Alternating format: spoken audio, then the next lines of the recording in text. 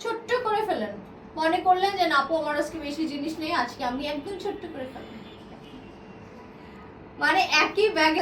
যদি মনে করেন আপু আমি ছোট্ট, হ্যাঁ ছোট্ট অবস্থাতে আমি ব্যাগটাকে সেই আলাদা এই স্কোয়ার প্যাটার্নের এই ব্যাগটাই চাই, তাহলে এই যে নর্মাল ব্যাস এইটা।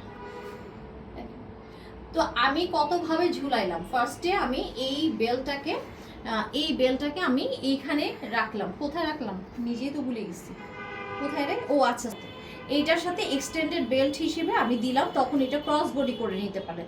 তারপরে এটাকে এখানে দিতে পারলেন, এটাকে বো করতে পারলেন, তারপরে এইটাকে পুরো বেল্ট ছাড়া এইটা দিয়ে নিতে পারলেন, মানে আর কি বলবো।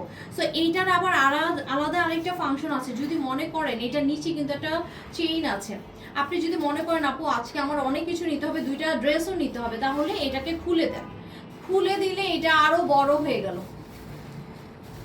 মানে বললাম না মাল্টি ফাংশনাল একটা ব্যাগ, এরকম হ্যান্ডমেড ব্যাগ কখনো আসে নাই বহু ডিজাইনের।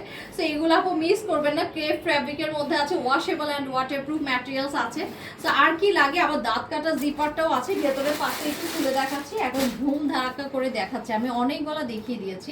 দুইটা পকেট চেম্বার আছে, স্পেস আছে, এবং এখানে আপু জিপার চেম্বার আছে, খুব সুন্দর একটা ব্যাগ।